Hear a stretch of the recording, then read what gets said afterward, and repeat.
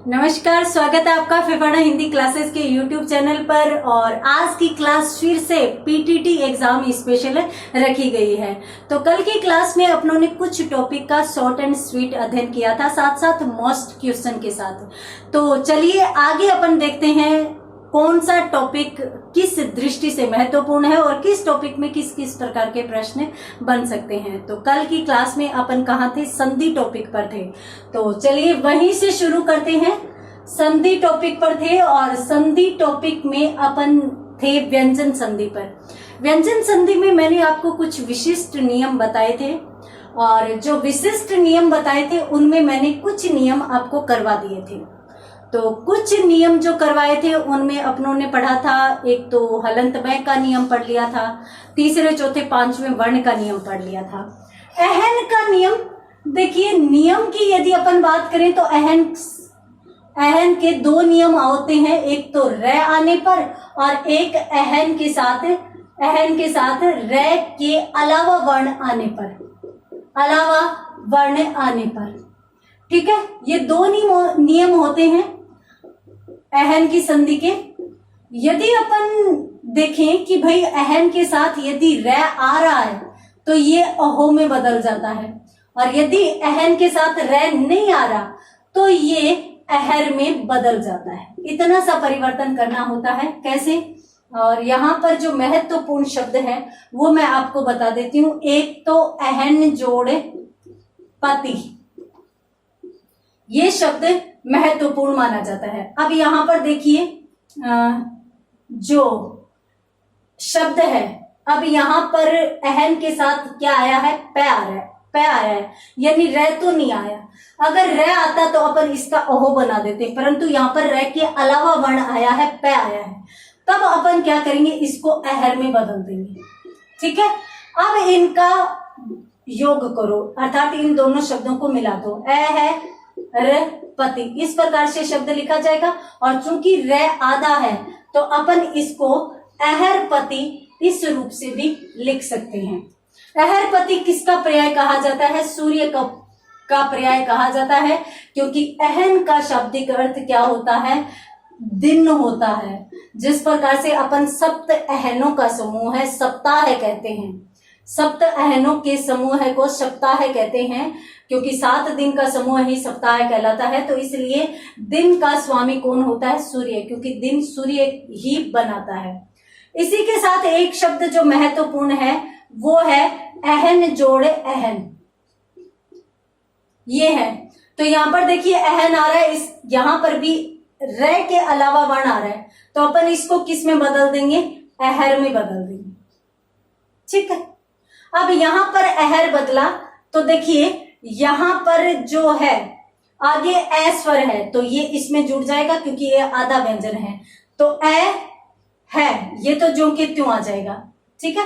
उसके बाद र आया तो र के साथ ए जुड़ जाएगा, पूरा र हो जाएगा। और उसके बाद है और उसके बाद न। नियमानुसार तो ये शब्द बनता है, परंतु इसमें इसका लोप हो जाता है और इसलिए इन दोनों की संधि अह रह बनती है। ये दोनों शब्द आप विशेष तौर पर देख लेंगे, ठीक है। कुछ ऐसे शब्द भी हैं जो स्वर संधि के और व्यंजन संधि के अन्य भी महत्वपूर्ण है, वो भी मैं आपको थोड़ा सा नोटिस करवा दूंगी। यहाँ पर अपन सिर्फ और सिर्फ नियमों से संबंधित चल रहे थे। देखिए अहन का नियम हो गया, उसके बाद मैंने आपको बताया था कि भाई तय या द का जो नियम है वो भी यहाँ पर महत्वपूर्ण माना जाता है। यदि अपन तय या द के नियम में देखें तो देखिए तय या द के नियम में मुख्यतः तो वैसे 5 नियम माने जाते हैं। तय या द के साथ क्या आने पर? च आने पर। दूसरी खास बात तय या द के साथ ज आने पर। तीसरी विशिष्ट बात तय या द के साथ ट आने पर। और चौथा नियम तय या द के साथ ड आने पर। और पांचवा नियम तय या द के साथ ल आने पर। तय या द के साथ ल आने पर। तो ये 5 नियम है जो महत्वपूर्ण माने जाते हैं। इनमें भी यदि अपन जो महत्वपूर्ण शब्द देखें तो एक शब्द तो आता है सत जोड़ चरित्र। ठीक है, तो यहां पर तय आ रहा है, तय, और उसके बाद क्या आ रहा है, च आ रहा है। तो अपन क्या करेंगे, अब नियम क्या कहता है कि इस प्रकार की स्थिति बने तो तय या दय को उसी में बदल दो जो आगे आ रहा है। आगे च आ रहा है तो ये भी च में बदल जाएगा, आगे ज आ रहा है तो ये भी ज में बदल जाएगा, आगे ट आ रहा है तो ये भी ट में बदल जाएगा, आगे ये ड आ रहा है, ड आ रहा है तो ये भी ड में बदल जाएगा, आगे ल आ रहा है तो ये भी ल में बदल जाएगा। इस प्रकार से ये नियम चलता है, बहुत ही आसान नियम है। तो यहाँ पर तय के साथ आगे च आ रहा है तो इसको भी अपन किस में बदल देंगे, आधे च में। तो शब्द क्या बन जाएगा, सच्चरित्र शब्द यहाँ पर बन जाएगा। तो ये सच हो गया और चरित्र अपनों ने जो के त्यों उतार लिया। उसी प्रकार से एक शब्द यहाँ पर महत्वपूर्ण है, उद जोड़ ज्वल। ठीक है, तो यहाँ पर द आ रहा है, आगे ज आ रहा है, तो द और ज आ रहा है, तो द भी किस में बदलेगा, ज में बदलेगा। ठीक है, तो उ द किस में बदल गया, ज में, आगे क्या है, ज्वल। ये लीजिए, ये शब्द शुद्धि में भी प्रश्न पूछ लिया जाता है, शब्द शुद्धि की दृष्टि से भी ये महत्वपूर्ण माना जाता है। यहाँ पर एक शब्द और उद जोड़ लास है। ठीक है, तो यहाँ पर द आ रहा है और उसके बाद क्या आ रहा है, ल आ रहा है, तो इसको भी अपन किस में बदल देंगे, ल में बदल देंगे। तो ये शब्द क्या बन जाएगा, उल्लास बन जाएगा। उसी प्रकार से उल्लेख शब्द भी बन जाता है। ठीक है, तो ये नियम भी महत्वपूर्ण माना जाता है। उड्डयन शब्द भी महत्वपूर्ण माना जाता है। उद जोड़ डयन की यदि संधि की जाए तो द के साथ आगे ड आ रहा है तो इसको भी अपन ड में बदल देते हैं, तो शब्द क्या बन जाता है, द का अपनों ने ड बना लिया, आगे क्या है, डयन है। तो उड्डयन शब्द भी संधि की दृष्टि से महत्वपूर्ण माना जाता है। तो इस नियम में आप इसी प्रकार से 2-4 शब्द देख लीजिए जो महत्वपूर्ण है, काफी रहेंगे। बढ़ते हैं आगे। अगले यहां पर अपनों ने देख लिया और उसके बाद मैंने आपको बताया था कि एक नियम और है जो मूर्धन्य वर्णों का नियम है, वो भी संधि में महत्वपूर्ण माना जाता है।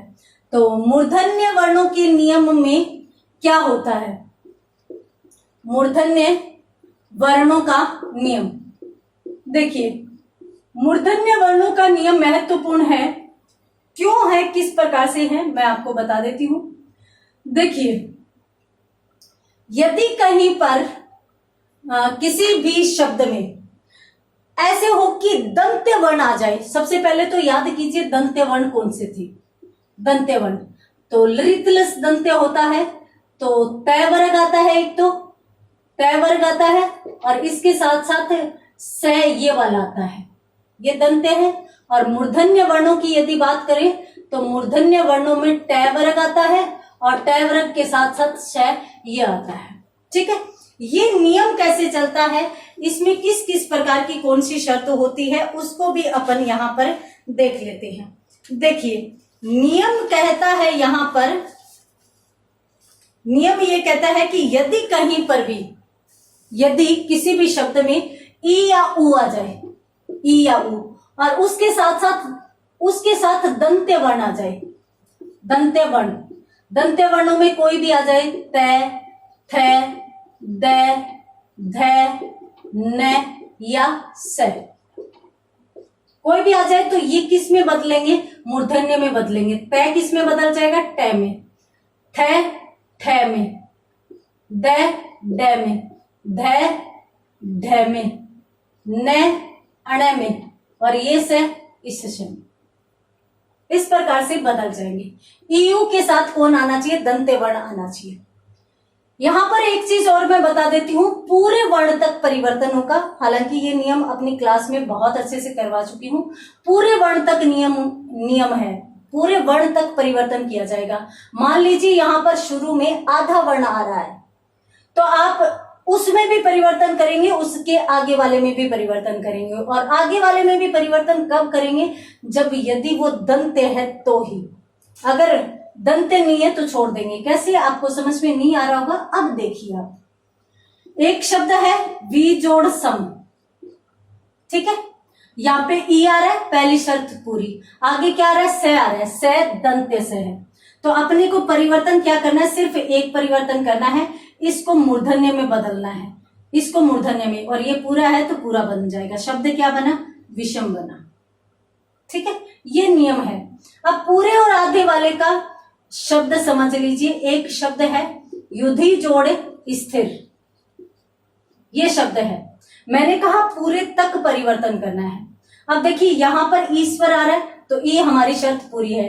अब आगे ये दंत्य स है, ठीक है, दंत्य स है ना, और उसके बाद थ है, थ भी दंत्य है, और ये आधा है तो अपने को पूरे तक परिवर्तन करना पड़ेगा, यानी इन दो तक परिवर्तन करना पड़ेगा। तो इसको तो किस में बदलेंगे, इसको तो मूर्धन्य स में बदल देंगे। ये आधा है तो ये आधा आ जाएगा। ये थ, ये किस में बदलेगा, ठ में बदलेगा। तो यहां पर शब्द क्या बन जाएगा, युधि, और उसके बाद ये आधा स आ जाएगा और ठी र, युधिष्ठिर। ये शब्द शब्द शुद्धि की दृष्टि से भी महत्वपूर्ण माना जाता है। उसी प्रकार से एक शब्द और देख लीजिए, जैसे प्रतिजोड़ स्थान है, प्रतिजोड़ स्थान। तो यहाँ पर ईश्वर आ रहा है, आगे दंत्य वर्ण आ रहे हैं, तो परिवर्तन किस में करना होगा, आधा है तो आगे भी देख लीजिए पूरे तक करना होगा। तो ये स तो किस में बदल जाएगा, इसमें बदल जाएगा। ये था है तो ये ठा में बदल जाएगा। शब्द क्या बना, प्रतिष्ठान, प्रतिष्ठान शब्द बन जाएगा। तो इस प्रकार से ये नियम बनता है। और यहाँ पर एक शब्द और भी है, अभिजोड़, अभिजोड़ सेक। अब देखिए यहाँ पर पहले ही पूरा आ गया तो अपने को आगे देखना ही नहीं है, ठीक है। तो परिवर्तन क्या करेंगे, इसको मूर्धन्य में बदल देंगे। ये शे है तो ये भी शे हो जाएगा, यानी शब्द क्या बना, अभिजोड़ शेक का अभिषेक बन जाएगा। इस प्रकार से शब्द यहाँ पर बन जाते हैं। तो ये नियम भी महत्वपूर्ण है। और इसमें यदि मैं शब्द बताऊं तो शब्द मैंने बता दिए हैं। एक शब्द, हाँ एक शब्द ये भी महत्वपूर्ण माना जाता है, कौन सा, वी जोड़ स्नु। ये शब्द यहाँ पर महत्वपूर्ण माना जाएगा। तो यहाँ पर ई आ रहा है, आगे क्या आ रहा है, दंत्य वर्ण आ रहे हैं, दंत्य वर्ण दोनों ही आ रहे हैं। तो इसका तो ये बदल जाएगा और न का अण में बदल जाएगा। ये देख लीजिए, न किस में बदल रहा है, अण में। तो ये नु है तो जाहिर सी बात है ये अणु हो जाएगा। तो वी, ये आधा श और अणु, विष्णु शब्द इस प्रकार से बनता है। यहाँ पर आप स्क्रीनशॉट ले लीजिए, उसके बाद अपन बात करते हैं आगे। हाँ, एक चीज और याद रखना, देखिए एक बार है ना शब्द पूछा गया था, वृक्ष छाया का संधि क्या होगा। ये मूर्धन्य वर्णों का नियम है और आप इसको भी देख लेंगे थोड़ा सा। एक बार प्रश्न पूछा गया था, वृक्ष जोड़ छाया की संधि क्या होगी। तो देखिए कहीं भी स्वर के साथ यदि छ आ जाता है तो च का आगम होता है, बीच में च लिख दिया जाता है, ये किसी का बनता नहीं है, बस इतना सा परिवर्तन करना होता है। तो वृक्ष छाया इस प्रकार से शब्द बन जाएगा। अब चाहे शब्द प्रति जोड़ छाया हो जाए, वृक्ष जोड़ छाया हो जाए, छत्र जोड़ छाया हो जाए, कोई सा भी शब्द आ जाए, आप च का आगम करना, इतना सा याद रखना, यहाँ पे स्वर होना चाहिए, आगे छ होना चाहिए, बीच में च लगा देना, बस इतना सा परिवर्तन करना। और व्यंजन संधि में इतनी सी चीजें महत्वपूर्ण मानी जाती है, ठीक है। तो यहाँ पर जो और जो, हाँ एक शब्द और, एक शब्द जो माना जाता है वो उद जोड़ श्रृंखल, ये संधि की दृष्टि से महत्वपूर्ण माना जाता है। अक्सर यूं पूछ लिया जाता है कि उद जोड़ श्रृंखल की संधि क्या होगी। ये तय या द के साथ श वाले नियम में आ रहा है। यदि तय या द के साथ श आ जाए तो ये तो किस में बदलता है, च में, और ये किस में बदलता है, छ में। दो परिवर्तन करने होते हैं, तो इसको तो बदल दो च में और इसको बदल दो छ में। तो ये श्री है तो ये छ्री हो जाएगा, यानी अपने को परिवर्तन करना ही नहीं है, स को छ में बदल दिया, इतना सा परिवर्तन करना है। तो उ, इसका क्या हुआ, च, और ये श्री हो गया, खल, उच्छृंखल शब्द बन जाएगा। ये आप विशेष तौर पर ध्यान रखेंगे, देख लेंगे, ठीक है। हाँ, उसके बाद यदि अपन बात करें व्यंजन संधि की, तो व्यंजन संधि में तो लगभग शब्द है वो क्लियर हो चुके हैं। जो महत्वपूर्ण शब्द हैं, वैसे तो हाँ, संधि बहुत बड़ी है, अपनी 20 से 25 क्लासेस आ चुकी हैं, तो उसका तो कोई अंत नहीं है। आप एक बार 2 घंटे वाली क्लास जरूर देख लीजिएगा, उसमें मैंने स्वर संधि के भी कुछ महत्वपूर्ण शब्द हैं। जैसे स्वर संधि में एक अपवाद के रूप में आता है पतत जोड़े अंजलि शब्द आता है, और इस शब्द की संधि बनती है पतंजलि। ये अपवाद स्वरूप है, तो इसलिए इस शब्द को भी आप विशेष तौर से ध्यान रखेंगे।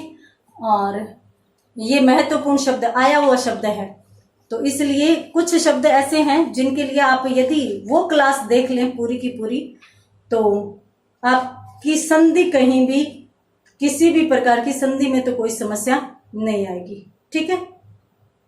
हाँ, उसके बाद अपन बात करते हैं विसर्ग संधि की। ठीक है। विसर्ग संधि की यदि अपन बात करें तो विसर्ग संधि में आपको मैं बता देती हूँ, कहीं भी कोई भेद नहीं पूछे जाएंगे।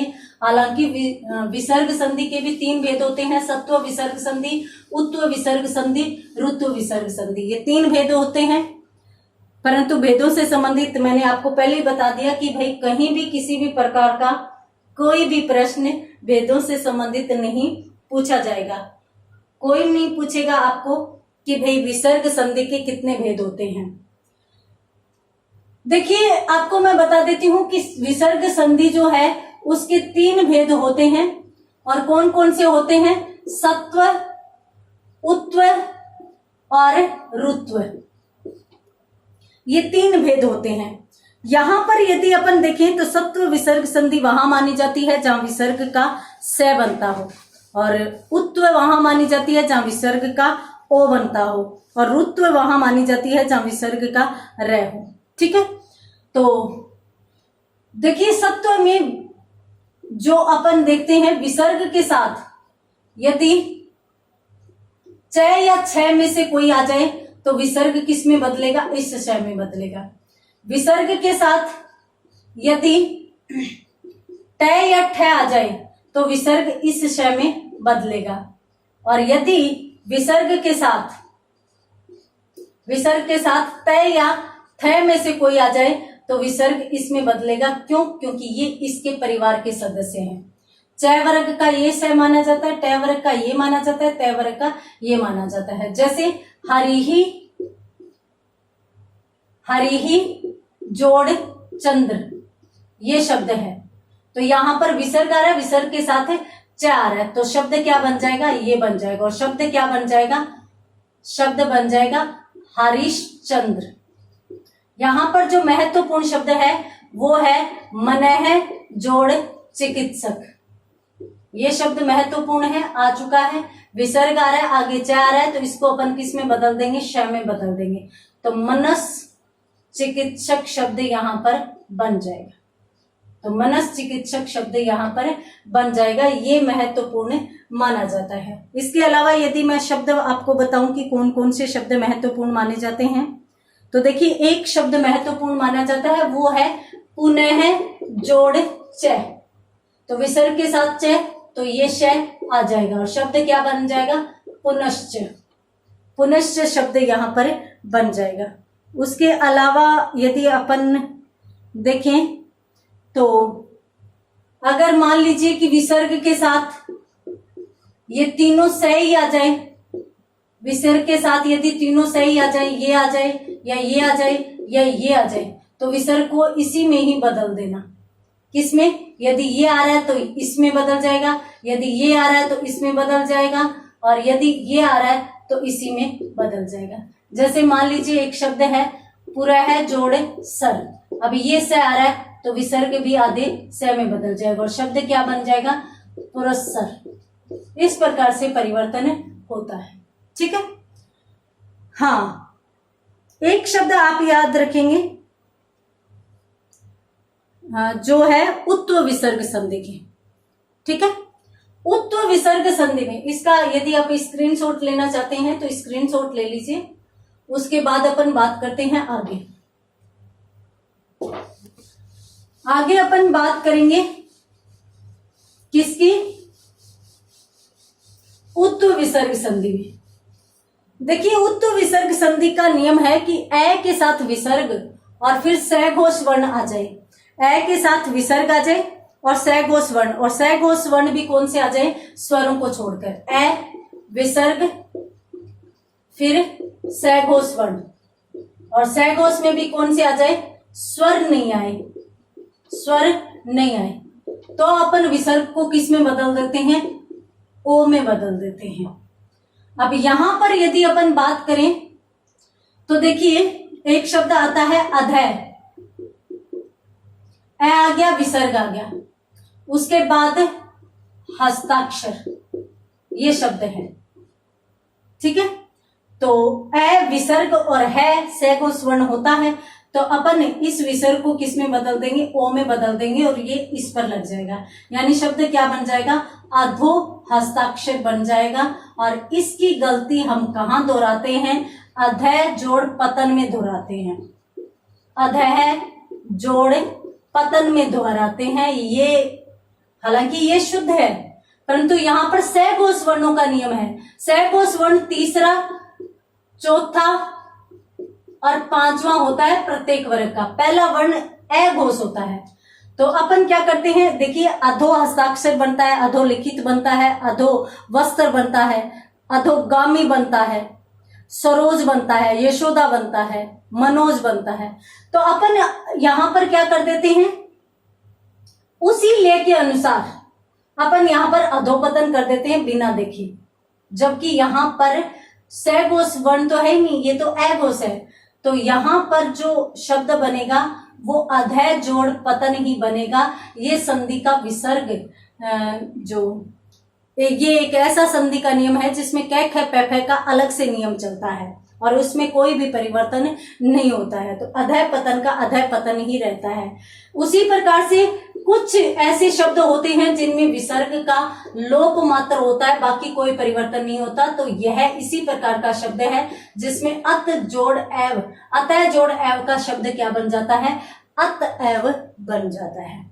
तो ये थी संधि और विसर्ग संधि में भी कुछ महत्वपूर्ण शब्द जो अक्सर पूछे जा सकते हैं। मैं एक बार फिर से चेक कर लेती हूँ, यदि कोई महत्वपूर्ण शब्द है तो अपन देख लेते हैं, उसके बाद अपन बढ़ेंगे अगले टॉपिक की तरफ। और अगला टॉपिक और भी अधिक महत्वपूर्ण है। कौन सा है अगला टॉपिक माना जाएगा, अयादि वो समास। हाँ, एक चीज और, वो शब्द आप देख लेना, सप्तऋषि, महर्षि, है ना, वो जो गुण संधि के शब्द है जिसमें अर बनता है, वो शब्द आप देख लीजिएगा। बाकी आप हाँ एक शब्द और देख लीजिएगा, अपवादित शब्द है। अपवादित शब्द है, किसका अपवाद है, गुण संधि का अपवाद है, वृद्धि संधि में जाता है। शब्द कौन सा है, शब्द है अक्ष जोड़ उहिनी, अक्ष जोड़ उहिनी। और ए और उ बनना क्या चाहिए, ओ बनना चाहिए, परंतु ये ओ के बजाय क्या बनता है, औ बनता है, इसलिए ये इसका अपवाद कहा जाता है। तो यहां पर औ बनता है तो औ किस पर लग जाएगा, क्षय पर लग जाएगा।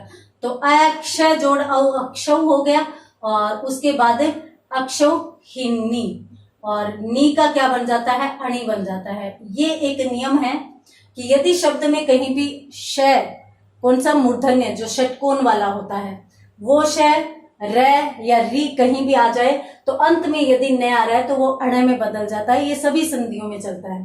तो यहाँ पर अक्षय जो होता है वो कै जोड़ शय का मेल होता है, यानी शय षटकोण वाला आ रहा है, तो इसलिए ये न किस में बदल जाएगा, न में बदल जाएगा। तो इस प्रकार से अक्षौहिणी शब्द संधि की दृष्टि से, या फिर अपन यूं कहें कि एग्जाम की दृष्टि से महत्वपूर्ण माना जाता है।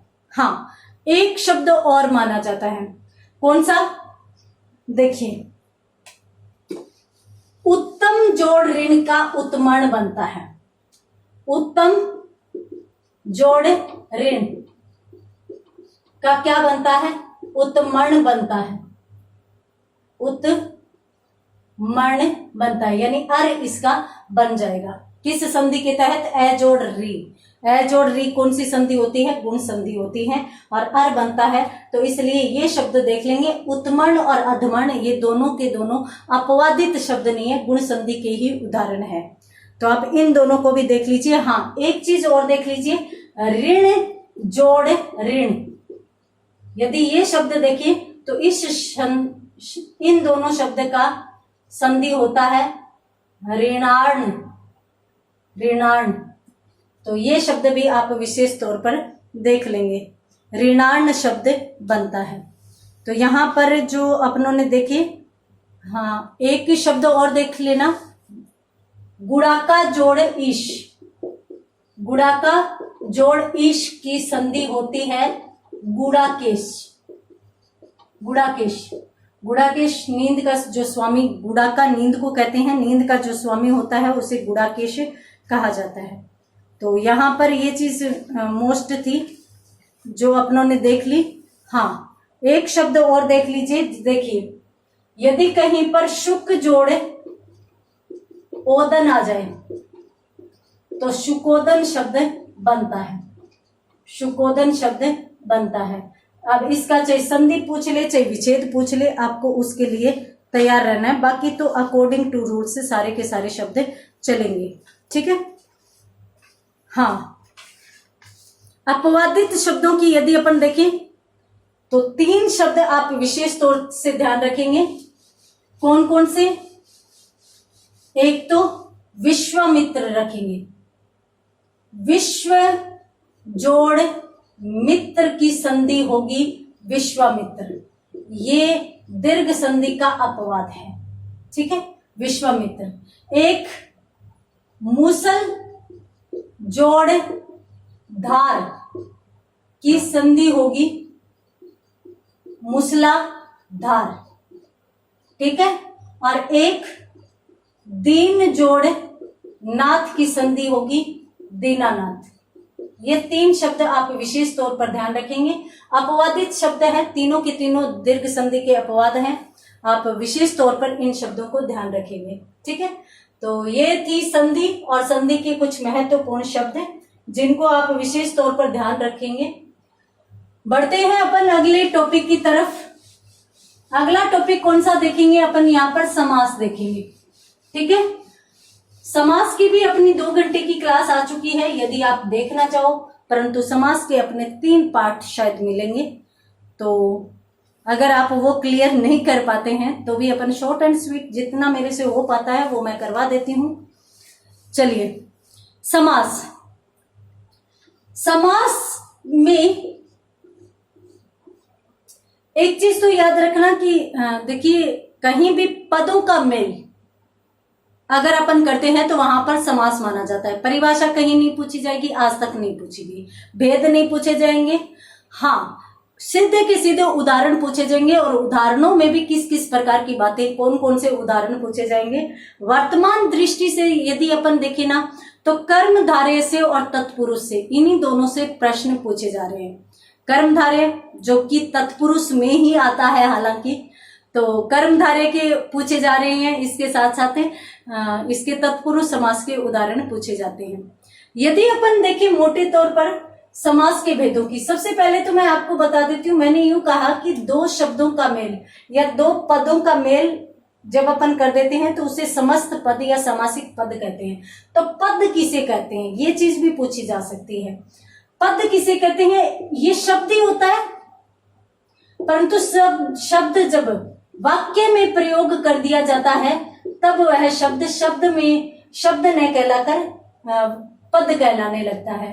और अगर अपन समास की बात करें तो समास में भी अपन 2 या 2 से अधिक शब्दों का मेल करा देते हैं, तो इसलिए वहां पर एक टाइप का वाक्य ही बन जाता है। तो इसलिए 2 या 2 से अधिक शब्द जहां पर आ जाते हैं तो वहां पर वो शब्द शब्द न कहलाकर पद कहलाता है।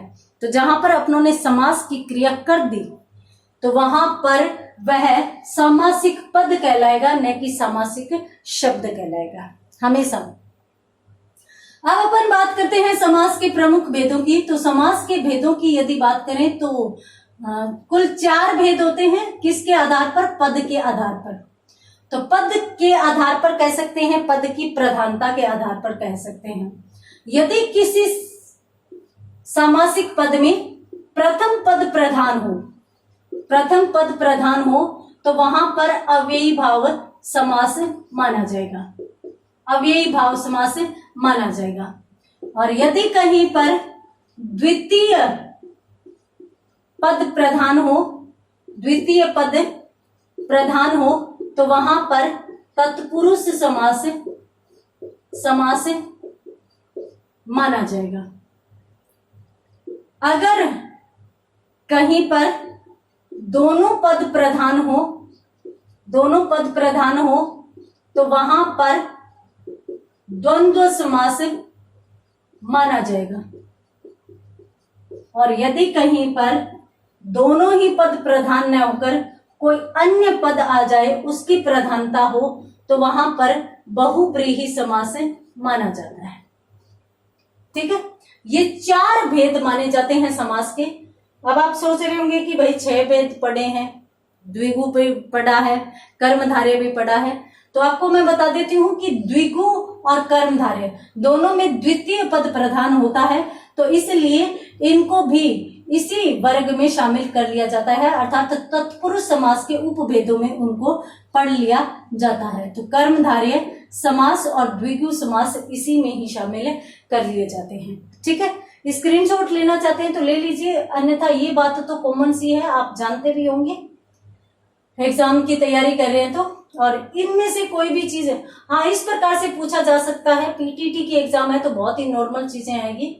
ऐसे भी पूछा जाता है कि तत्पुरुष समास के संबंध में गलत क्या है, तो तत्पुरुष समास में ये भी होता है कि कारक की विभक्तियों का लोप होता है, द्वितीय पद प्रधान होता है। तो इस प्रकार की विशेषताएं आ सकती है, 3 सही हो सकती है, 1 गलत हो सकती है। अब अपन बात करते हैं समास में पहले समास की। पहला कौन है? अव्ययी भाव समास। देखिए, अव्ययी भाव समास की एक पहचान होती है कि जो पहला पद होता है वो पहला पद या तो अव्यय आएगा और या उपसर्ग आएगा, या तो अव्यय आएगा या उपसर्ग आएगा। इन्हीं दोनों में से पहला पद आएगा, इसीलिए पहले पद की प्रधानता यहाँ पर मानी जाती है। तो अव्यय या उपसर्ग इनमें आएगा। जहां भी आप पहले अव्यय या उपसर्ग देखें तो वहां पर आप कौन सा समास कर देंगे? अव्ययी भाव समास कर देंगे। आप चाहे बे उपसर्ग देखें, ला देखें, नी देखें, निर देखें, बा देखें, निस देखें, प्रति देखें, जो महत्वपूर्ण उपसर्ग है जो आ सकते हैं उनके संबंध में देख रही हूं। आ देखें, तो ये अपन यदि कहीं भी देखें तो से उपसर्ग देखें। ठीक है, तो इनमें से कोई भी उपसर्ग देखें, किसी भी प्रकार का कहीं भी शब्द के पहले उपसर्ग जुड़ा हुआ है तो वहां पर वो पद किसका उदाहरण माना जाएगा? अव्ययी भाव का उदाहरण माना जाएगा। फिर भी यदि कहीं पर दिक्कत आती है तो हम है ही, दिक्कत आने नहीं देंगे। उपसर्ग तो बहुत सारे हैं। अब आप यूं सोचो कि भाई कुछ उपसर्ग रह भी गए हैं, आप तो उनको देख लो ना जो नहीं आने चाहिए। एक तो कु उपसर्ग नहीं आना चाहिए, न नहीं आना चाहिए, एक ए नहीं आना चाहिए, अन नहीं आना चाहिए, ये नहीं आना चाहिए, एक न और ना, उन या उन, ये उपसर्ग नहीं आने चाहिए। बाकी किसी भी उपसर्ग से बना हुआ शब्द है वो शब्द किस में जाएगा? अव्ययी भाव समास में जाएगा। अब तो प्रॉब्लम आसान, कोई भी तकलीफ नहीं। कोई भी शब्द ऐसा हो जो उपसर्ग सामने पहले उपसर्ग आ रहा हो परंतु वहां पर कु न उपसर्ग आ रहा है तो कर्मधारय समास, इसलिए अपने को छोड़ देना है। ए अन अन नन्ना, अगर इनकी अपन देखें तो हाँ ये उन तो आता है भी, जैसे संख्याएं आती है ना 19, 20, ये अगर इसका देखें तो ये तत्पुरुष समास का एक भेद होता है, न तत्पुरुष। तो कु और सु आता है, सॉरी कु और सु, न तो इसी में आ गया, ठीक है। न तत्पुरुष समास यदि कहीं पर आ जाए, तत्पुरुष समास, तो न तत्पुरुष समास में इस प्रकार के उदाहरण आएंगे, जैसे अज्ञान शब्द आ गया, अहित शब्द आ गया, अनधिकार आ गया, अनजान आ गया, न जान आ गया, या नास्तिक आ गया। तो इस प्रकार के सारे शब्द तो न तत्पुरुष में जाएंगे, यानी इस प्रकार के उपसर्गों से बने हुए शब्द देखो तब तो तत्पुरुष समास में कर देना, ये देखो तो कर्मधारय में कर देना। बाकी सारे के सारे उपसर्ग किस में जाएंगे, अव्ययी भाव समास में जाएंगे, ठीक है। उनका विग्रह कैसे करना है, विग्रह शब्द के या उपसर्ग के अर्थ के अनुसार विग्रह कर देना है, कोई दिक्कत वहां पर नहीं आएगी। अव्ययी भाव समास क्लियर है। दूसरा समास अपनों ने देखा था, जैसे अगर इसमें शब्द देखें तो मैंने आपको कहा था बाइज्जत शब्द आ जाए, बाकायदा आ जाए, बाइज्जत बाकायदा में बा उपसर्ग है, बेवजह आ जाए, बेपरवाह आ जाए तो बे उपसर्ग आ रहा है, प्रतिदिन आ जाए, प्रतिवर्ष आ जाए तो प्रति उपसर्ग आ रहा है।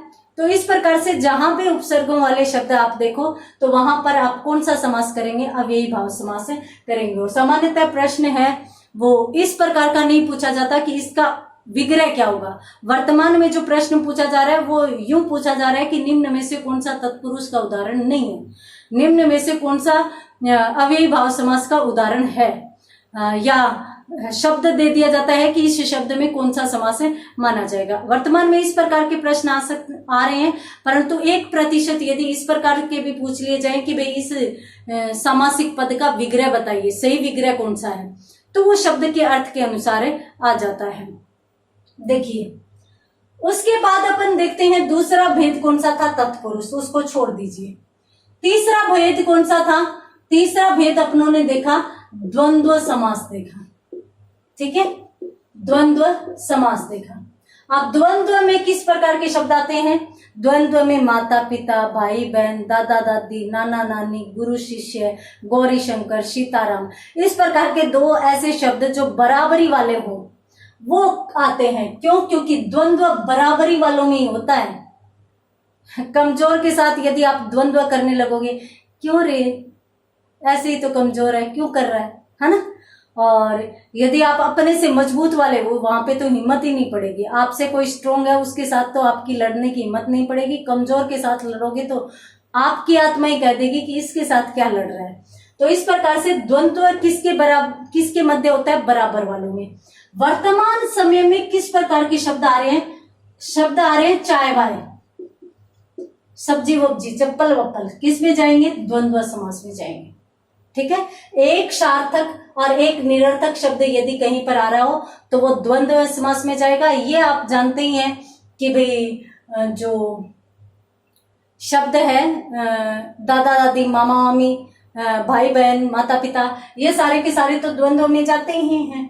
इसके साथ साथ एक सार्थक एक निरर्थक शब्द जाए तो भी द्वंद्व समास में जाएगा। इसके साथ साथ यदि कोई संख्या आ जाए तो वो भी द्वंद्व समास में जाएगा, परंतु कौन सी संख्या छोड़नी है, 1 से 10 तक की संख्याओं को छोड़कर और 10 से भाज्य संख्याओं को छोड़कर, भाज्य संख्याओं को छोड़कर कोई भी संख्या आ जाए, जैसे 38, 36, 35 कोई भी पूछ ले, वो सारी के सारी द्वंद्व समास में जाएगी। इसी के साथ यदि इस प्रकार की संख्या आ जाए 5, 7, 6, 7, चाहे लगातार आ जाए चाहे कुछ छोड़कर आ जाए, या अपन यूं कह सकते हैं कि 5, 10, अब 5, 10 में तो बहुत बड़ा अंतराल हो गया। तो इस प्रकार की संख्या आ जाए तो भी कौन सा समास होगा, कौन सा, द्वंद्व समास हो जाएगा। तो इस प्रकार के जो पद है वो किस में जाएंगे, द्वंद्व समास में जाएंगे। ये बात आप ध्यान रखना। उपसर्गों वाले अव्ययी भाव समास में, और एक सार्थक एक निरर्थक शब्द, 1 से 10 तक की संख्या और 10 से भाज्य की संख्याओं को छोड़कर बाकी सभी संख्याएं, और इस प्रकार की संख्याएं भी यदि आ जाए तो वहां पर भी द्वंद्व समास माना जाएगा। क्लियर है? अपनों ने अव्ययी भाव को देख लिया, अपनों ने द्वंद्व को देख लिया। ठीक है, अब अगर अपन बात करें बहुब्रीहि समास की, तो बहुब्रीहि समास अपनों ने चौथा उदाहरण देखा था या चौथा भेद देखा था बहुब्रीहि समास। बहुब्रीहि समास में ऐसा कोई शब्द जिसका तीसरा अर्थ निकलता हो, जैसे तिरंगा, तो तिरंगा क्या होता है? राष्ट्र ध्वज होता है। उसी प्रकार से यदि गजानन आ जाए, तो गजानन किसको कहते हैं? गणेश जी को कहते हैं। वैसे यदि अपन देखें तो इसमें गजानन गज के समान है आनन, जिसका आनन का मतलब होता है मुख, तो गज के समान जिसका भी आनन हो उसको अपन गजानन नहीं कह सकते।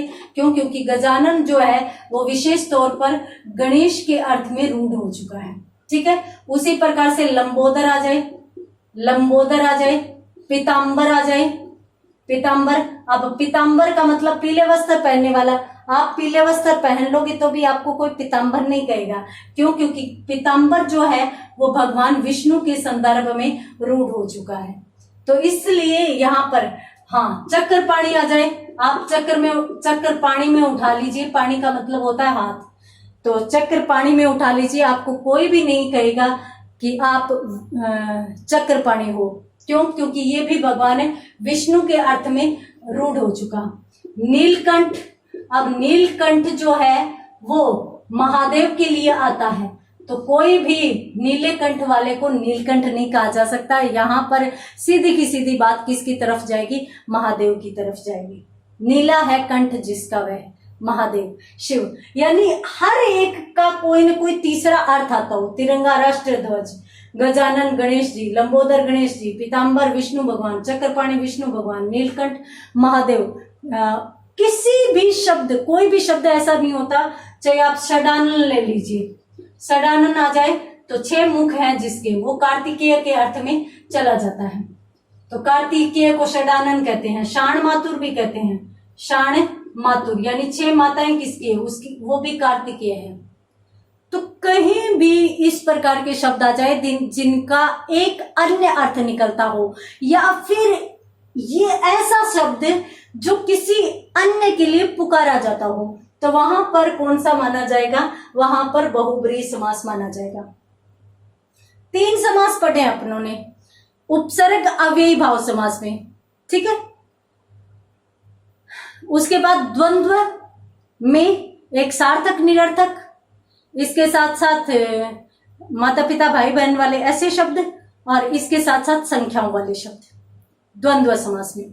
बहुब्रीहि समास में ऐसा शब्द जिसके नाम लेते ही हमारे मस्तिष्क में कोई तीसरा शब्द आ जाए, तीसरा व्यक्ति आ जाए, तो वहां पर अपन कौन सा मानेंगे? वहां पर बहुब्रीहि समास मानेंगे।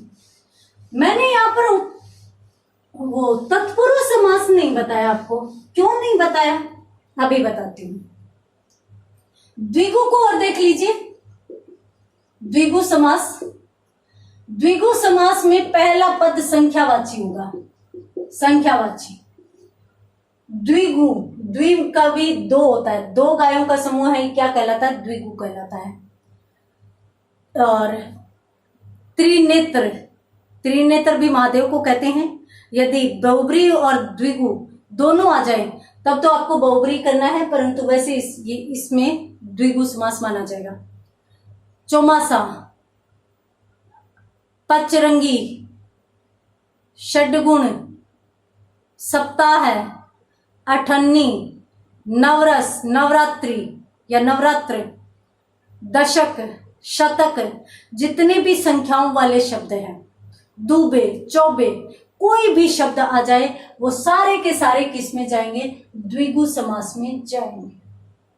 ठीक है, बात करते हैं कर्मधारय समास की। तो कर्मधारय समास में उपमान व उपमेय की स्थिति जहां पर हो, एक तो उपमेय व उपमान। उपमेय व उपमान में क्या होता है? एक को दूसरे का रूप दिखाया जाता है। जैसे अपनों ने कह दिया कमल नयन, तो कमल नयन कमल के समान नयन वाला। ठीक है, अपनों ने कह दिया कि चरण कमल, जिसके कमल के समान चरण हो। तो इस प्रकार के उपमेय व उपमान की स्थिति, यानी दो सार्थक शब्द आए जिनमें एक को दूसरे की उपमा दी जा सके, वहां पे कर्मधारय समास से माना जाएगा। इसके साथ साथ मैंने आपको बताया था कि भाई कु व सु उपसर्ग वाले शब्द किसमें जाएंगे, कर्मधारय में जाएंगे। इसके बाद विशेषण विशेष्य वाले शब्द भी किसमें जाएंगे, कर्मधारय समास में जाएंगे, विशेषण विशेष्य वाले।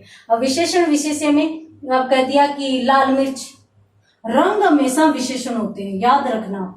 और अक्सर जो प्रश्न पूछे जाते हैं वो रंगों से संबंधित ही होते हैं। लाल मिर्च, नीला गगन, नीला मोती या नीलमणि, इस प्रकार के प्रश्न, इस प्रकार के शब्द जहां भी आ जाए वहां पर कर्मधारय समास माना जाएगा, क्योंकि विशेषण विशेष्य की स्थिति होती है। तो इस प्रकार से कर्मधारय समास में उपमेय उपमान, कु या सु उपसर्ग वाले, विशेषण विशेष्य की स्थिति वाले शब्द आएंगे। द्विगु समास में संख्यावाची। एक बार अपन इनको फिर से देख लेते हैं। देखिए, सबसे पहला अपनों ने कौन सा देखा, अव्ययी भाव समास। ठीक है, अव्ययी भाव समास में कौन से शब्द देखे थे, उपसर्ग वाले। उपसर्ग वाले ही ध्यान में रख लेना, अव्यय वाले तो बहुत कम आते हैं।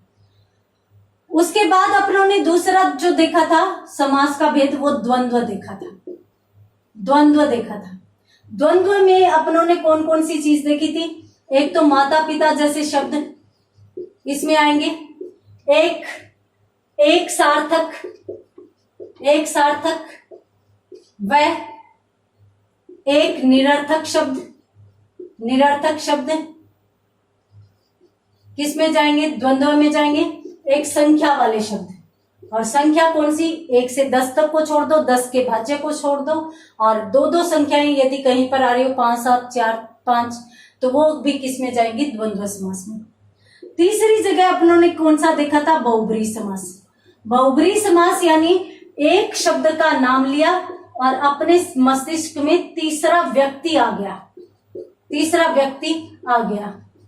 जैसे चक्रपाणी नाम लिया और विष्णु भगवान दिमाग में आकर बैठ गए, तो वहां पर बहुब्रीहि समास से माना जाएगा। उसके बाद अपनों ने देखा था द्विगु में पहला जो शब्द है या जो पहला पद है वो संख्या होनी चाहिए, वहां सदैव ही कौन सा माना जाएगा, द्विगु माना जाएगा। 5वें नंबर पर अपनों ने देखा कर्मधारय, और कर्मधारय में अपनों ने क्या देखा था, कर्मधारय में अपनों ने देखा था एक तो विशेषण विशेष्य वाले,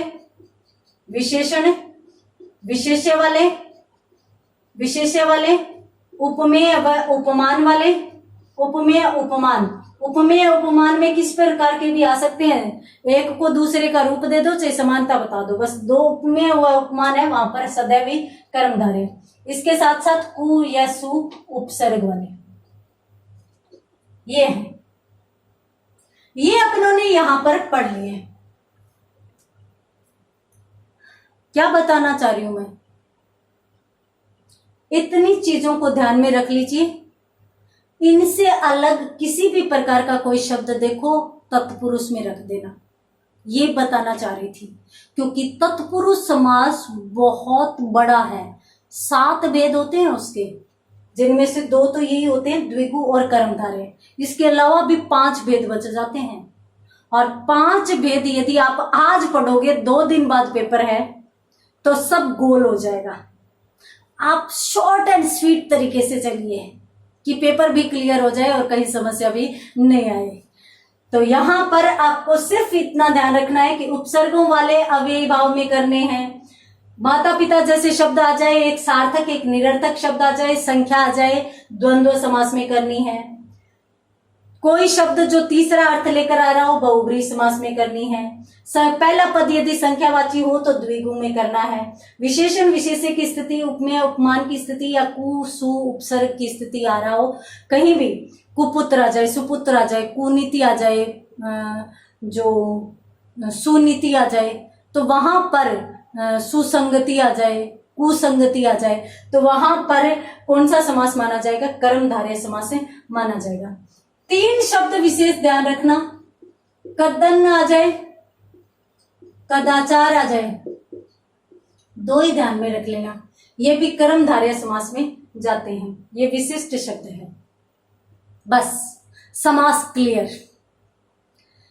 क्यों? क्योंकि तत्पुरुष समास एक बहुत बड़ा भेद है। लुप्त कारक चिन्ह, लुप्त पद, मध्यम पद लोपी, न तत्पुरुष समास, अलुप्त तत्पुरुष समास, यानी टोटल 5 भेद, और 5 भेदों की भी बड़ी बड़ी विशेषताएं। कभी भी उपभेद से संबंधित तो प्रश्न आएगा नहीं, आपके उपभेदों से संबंधित आएगा ही नहीं कि भाई तत्पुरुष समास का कौन सा भेद है, लुप्त कारक चिन्ह है या लुप्त पद है या मध्यम पद लोपी, इतना डीपली आपसे पूछा नहीं जाएगा। आप एक ही याद रखो, तत्पुरुष समास। तो आप इस चीज का स्क्रीनशॉट ले लीजिए, समास टॉपिक आपका पूर्णतः क्लियर माना जाएगा। तो यहां पर अपनों ने क्या देखा है, समास टॉपिक पूरा का पूरा क्लियर कर लिया है। एक चीज और ध्यान में रखिए, काफी बार ऐसा लगता है कि 2 समास है, जैसे मैंने अभी आपको बताया था कि त्रिनेत्र शब्द है, ठीक है, त्रिनेत्र। अब त्रिनेत्र शब्द है तो त्रि यानी 3, नेत्र यानी आंखें, तो 3 आंखें। अब 3 आंखें, 3 तो संख्यावाची शब्द है, तो क्या हम द्विगु समास कर दें? और यदि त्रिनेत्र नाम लें पूरा तो उसी टाइम भगवान शिव आ जाते हैं, क्योंकि 3 आंखें तो भगवान शिव की थी। अब भगवान शिव भी आ जाते हैं, और भगवान शिव के कारण वहां पर बहुब्रीहि समास भी आ जाता है, और संख्या के कारण वहां पर द्विगु समास भी दिमाग में आ जाता है। क्या करना है आपने को वहां पर? अपन उत्तर क्या करेंगे? विकल्प देखकर उत्तर का चयन करना है। विकल्प कैसे देखना है? विकल्प देखिए कि यदि द्विगु और बहुब्रीहि दोनों विकल्प में है, तब तो आपको करना है बहुब्रीहि। कहीं भी ऐसा हो कि किसी भी पद में 2 समास हो और उनमें से एक बहुब्रीहि हो, तो सबसे पहले आप बहुब्रीहि करेंगे, बहुब्रीहि को प्राथमिकता देनी है, ठीक है। हाँ, यदि ये नहीं हो तो आप द्विगु समास कर सकते हैं। तो ये चीज भी आप विशेषतः ध्यान रखेंगे। काफी जगह आपको लगेगा, जैसे कमल नयन देखा था मैंने आपको बताया कि नीलमणि शब्द है या कमल नयन है। कमल नयन भगवान श्री राम को कहा जाता है। तो कमल नयन जब शब्द आता है तो हमारे मस्तिष्क में आता है कि अपन किसको कर दे, अपन बहुब्रीहि को कर दे। परंतु फिर भी अगर बहुब्रीहि विकल्प में है तो बहुब्रीहि करना ही है, और बहुब्रीहि विकल्प में नहीं है तो अपने को क्या करना है, कर्मधारय समास से करना है। तो ये चीज आप विशेष तौर पर ध्यान रखेंगे, और इसी के साथ समास शॉर्ट एंड स्वीट तरीके से अपना पूरा हो जाता है। उसके बाद अपन बात करते हैं उपसर्गों की। उपसर्गों की बात अपन करेंगे। आपको मैं बता देती हूँ, उपसर्गों से संबंधित बहुत ही सिंपल प्रश्न आने वाले हैं। हाँ, यहाँ तक कि एलडीसी की एग्जाम में भी बिल्कुल सिंपल प्रश्न आए थे, बिल्कुल सामान्य प्रश्न आए थे, ऊपर की चीजें पूछी गई थी। तो आप तो पीटीटी की एग्जाम देने जा रहे हैं। आप फिर भी थोड़ा सा तैयार होकर जाइए, क्योंकि आप हिंदी पढ़ रहे हैं फिफाना हिंदी क्लासेस के यूट्यूब चैनल पर, तो थोड़ा सा तो आपके पास अलग से होना चाहिए। क्या? देखिए, उपसर्गों में कुछ मूल उपसर्ग माने गए हैं। मूल उपसर्ग जो संस्कृत से हमने लिए थे, ठीक है, संस्कृत भाषा से हमने मूल उपसर्ग लिए थे, जिनकी संख्या 22 मानी जाती है। कभी भी ये पूछ ले कि उपसर्ग संख्या में कितने होते हैं, तो 22 होते हैं। हालांकि उपसर्ग 4 प्रकार के होते हैं, 4 प्रकार के भेद होते हैं। कुछ संस्कृत के मूल उपसर्ग होते हैं, कुछ संस्कृत के ही अन्य उपसर्ग होते हैं, कुछ देशज उपसर्ग होते हैं, देशज उपसर्ग होते हैं, कुछ विदेशज होते हैं, यानी विदेशी भाषाओं के साथ जुड़ने वाले होते हैं। 4 प्रकार के होते हैं, और इनमें संख्या निश्चित सिर्फ मूल उपसर्गों की है। उसके बाद इनकी किसी की भी संख्या निश्चित नहीं है। तो यदि पूछ लिया जाए कि भाई उपसर्गों की संख्या कितनी है, तो 22 है, क्योंकि इसी की ही संख्या निश्चित है। और ये क्या है? संस्कृत के मूल उपसर्ग। देखिए, यहां पर मैं आपको बता देती हूं कि आप संस्कृत के मूल उपसर्ग ज्यादा टाइम नहीं लगेगा, मात्र 2-3 मिनट का काम है। 22 के 22 का नाम याद कर लीजिए। वहां पर आपकी 2-3 चीजें क्लियर हो जाएगी। कौन कौन सी मैं आपको बता देती हूँ। पहले अपन देख लेते हैं जो 22 उपसर्ग है वो कौन कौन से हैं। प्र, परा, प्रति, परि, 4। अप, अव, अनु, आ, अति, अधि, अपि, अभि। उसके बाद वि, नि, निर, निस, सु, सम, दुर, दुस, उद, उप। ये लीजिए 1 2 3 4 5 और 6, यानी 5 के जो अपनों ने 4-4 लिखे हैं तो 20 तो ये हो गए और 2 ये हो गए, 22 हो गए। प्र, प्र, प्रति, परि, अप, अव, अनु, आ, अति, अधि, अपि, अभि, विनि, निर्निस, सुसम, दुर्दुस, उद और उप। ये 22 संस्कृत के मूल उपसर्ग माने जाते हैं। मैं जानती हूं कि पीटीटी के एग्जाम में सिर्फ और सिर्फ इस प्रकार के प्रश्न पूछे जाएंगे कि इनमें से असंगत बताइए, असंगत बताइए। अब असंगत में इस प्रकार के प्रश्न आ जाएंगे। परिवार, परिवाद, पर्यावरण, पर्यावरण,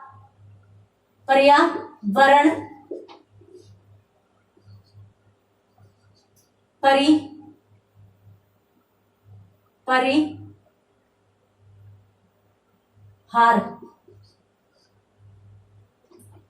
और आपको बताना क्या है, असंगत बताना है कि इनमें से कौन सा असंगत है, यानी अलग है। तो इसमें भी परि उपसर्ग है, इसमें भी परि उपसर्ग है, इसमें भी परि उपसर्ग है, इसमें परि नहीं है, तो अलग हो गया। इतने आसान से प्रश्न पूछे जाएंगे।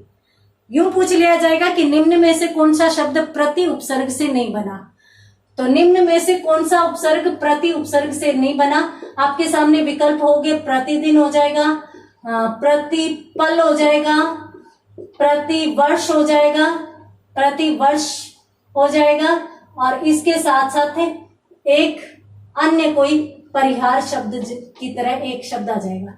आप झट से ढूंढ लेंगे कि भाई इन तीनों में प्रति आ रहा है, तो ये तो प्रति से ही बने हैं, ये अपना सही विकल्प हो जाएगा। इस प्रकार के प्रश्न आ जाएंगे। हाँ, कहीं कहीं संधि वाले शब्द भी आ सकते हैं, जैसे प्रत्याशा आ सकता है, तो प्रत्याशा में प्रति जोड़ आशा, प्रति उपसर्गी तो है। प्रत्याहार आ सकता है, प्रत्यर्पण आ सकता है। तो इस प्रकार से संधि वाले शब्द देकर भी इस प्रकार से पूछ सकते हैं कि भाई इनमें से प्रति उपसर्ग कौन से में है, कौन से में नहीं है। ये चीज पूछी जाएगी, इसी प्रकार के प्रश्न आएंगे। निश्चिंत रहिए, कोई मुश्किल यहां पर आपको नहीं आएगी।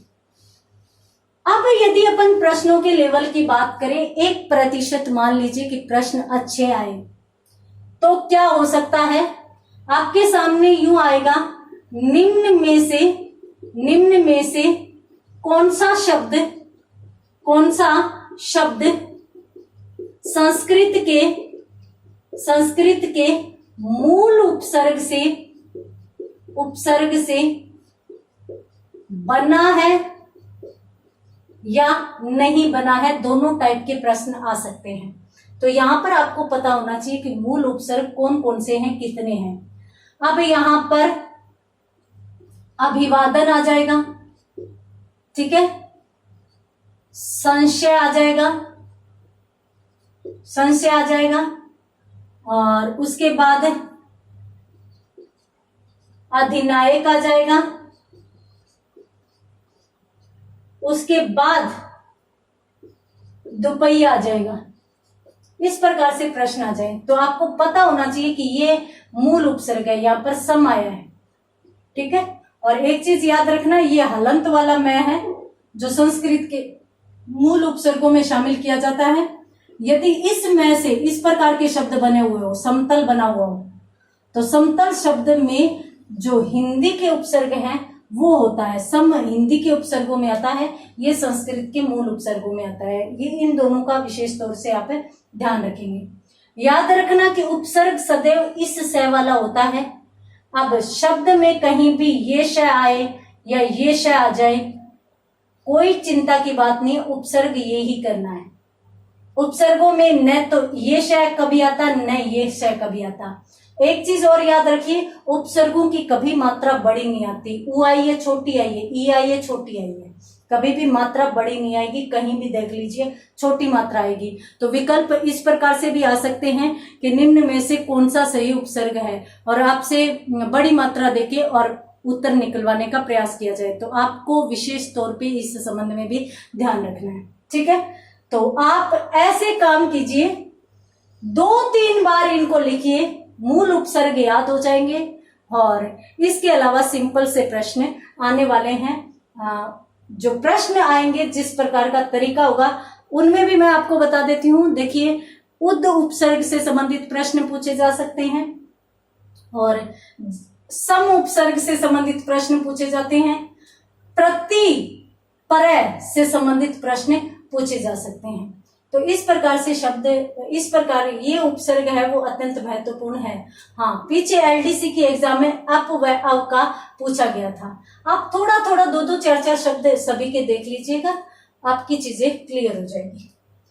तो ये था अपना उपसर्ग टॉपिक। इसमें आपको सिर्फ और सिर्फ ये देखना है, मूल उपसर्गों को देखना है। बाकी आप जो भी शब्द आ रहे हैं वो देख कर चले जाइए, जैसे समझ में आ रहे हैं। प्रश्न आपका, मुझे लगता है जहां तक थोड़ी सी समझ, और थोड़ी सी समझ का मतलब प्रश्न यदि 2 बार पढ़ लिया तो उत्तर गलत नहीं होगा, क्योंकि अपन गलती वहीं पर करेंगे जहां पर अपन प्रश्न 2 बार नहीं पढ़ेंगे। और एक चीज हमेशा याद रखिएगा, आप इस बात से कभी भी असफल नहीं होगे कि आप पूरा सिलेबस नहीं पढ़ कर गए, कभी भी असफल नहीं होगे। आप इस बात से असफल होगे कि आप जितना पढ़ के गए उसमें से गलत करके आए। तो कोशिश कीजिए आप जितना पढ़कर जा रहे हो उनमें से गलती न हो। कभी भी ये गलती न करो कि हाँ का नहीं पढ़ डालो और नहीं का हाँ पढ़ डालो और इस वजह से आपके प्रश्न गलत हो जाए। तो इस संबंध में आप अलर्ट हो जाइए और दिमाग में निश्चय कर लीजिए कि कितना भी आसान प्रश्न क्यों ना हो, मैं 2 बार पढ़े बगैर उत्तर नहीं करूंगा, मैं 2 बार पढ़े बगैर OMR में उत्तर नहीं भरूंगा। तो यदि आप ऐसा कर लेंगे तो कम से कम 2-3 प्रश्न तो वो सही हो जाएंगे जो आप हाँ का नहीं पढ़ के और नहीं का हाँ पढ़ के गलत करते हैं। तो 2-3 प्रश्न तो वो हो जाएंगे। उसके बाद अपन आते हैं प्रत्ययों पर। तो देखिए, प्रत्यय में अगर अपन बात करें तो देखिए, किसी शब्द के कोई भी मूल शब्द होता है, मूल शब्द होता है, उसके बाद शब्दांश जुड़ता है और उसके पहले भी कोई शब्दांश जुड़ सकता है। अगर पहले शब्दांश जुड़े तो वो उपसर्ग कहलाता है और बाद में जो शब्दांश जुड़े वो प्रत्यय कहलाता है। और याद रखना, इस प्रकार से भी एक बार प्रश्न आ चुका था कि उपसर्ग है, शब्द है, शब्दांश है, या पद है, या पदांश है। तो उपसर्ग और प्रत्यय दोनों ही शब्दांश होते हैं, शब्दों के अंश होते हैं, ये शब्द नहीं होते, पूर्णतः शब्द नहीं कहा जा सकता। ठीक है, तो एक प्रश्न तो यहां पर अपना ये क्लियर हो गया। उसके बाद यदि अपन बात करते हैं प्रत्यय के भेदों की, कहीं नहीं पूछे जाएंगे पीटीटी की एग्जाम में। पीटीटी की एग्जाम में सिर्फ और सिर्फ इस प्रकार से पूछा जाएगा कि भी निम्न में से निम्न शब्द में कौन सा प्रत्यय है, इस प्रकार से प्रश्न पूछे जाएंगे। तो एक तो ये ध्यान रखिएगा कि कहीं भी आधा वर्ण आ जाए, आधा वर्ण, और उसके बाद यदि यह हो तो वहां पर यह प्रत्यय ही माना जाता है। जैसे काव्य शब्द देख लीजिए, तो कवि के साथ यह प्रत्यय जुड़ा है और ये होता किसके तहत है, संधि के तहत हो जाता है। उसी प्रकार से दत्य शब्द है तो द्वितीय जोड़ यह होता है, यानी इस प्रकार के शब्दों में यह प्रत्यय माना जाता है। विशेष तौर से ध्यान रखिए। हाँ, यदि इस प्रकार की ध्वनि आ जाए, गंतव्य, गंतव्य, कर्तव्य, द्रष्टव्य, द्रष्टव्य, इस प्रकार के शब्द आ जाए जिनमें अंत में तव्य या टव्य की ध्वनि आ रही हो, तो वहां पर सदैव तव्य प्रत्यय माना जाएगा। अब यहाँ पे द्रष्टव्य आ रहा है तो भी प्रत्यय कौन सा माना जाएगा? तव्य प्रत्यय माना जाएगा। कर्तव्य में तव्य प्रत्यय, गंतव्य में तव्य प्रत्यय। ये बात आप विशेष तौर पर ध्यान रखेंगे कि कहीं भी अगर शब्द के अंत में तव्य की ध्वनि आ रही हो या टव्य की ध्वनि आ रही हो, तो वहां पर तव्य प्रत्यय माना जाएगा। ये चीज। दूसरी बात मैंने बता दी कि आधे वर्ण के साथ यदि यह आ रहा है तो वहां पर हमेशा ही यह प्रत्यय माना जाएगा, चाहे दैत्य मान लीजिए, चाहे दिव्य मान लीजिए, चाहे दिव्य मान लीजिए, चाहे काव्य मान लीजिए, ठीक है, चाहे दैन्य मान लीजिए, तो यहां पर यह प्रत्यय माना जाएगा। आप इस बात का विशेष तौर पर ध्यान रखें। इसके साथ साथ यदि अपन और शब्द देखें तो हाँ, ऐसा शब्द भी आ सकता है, शौर्य।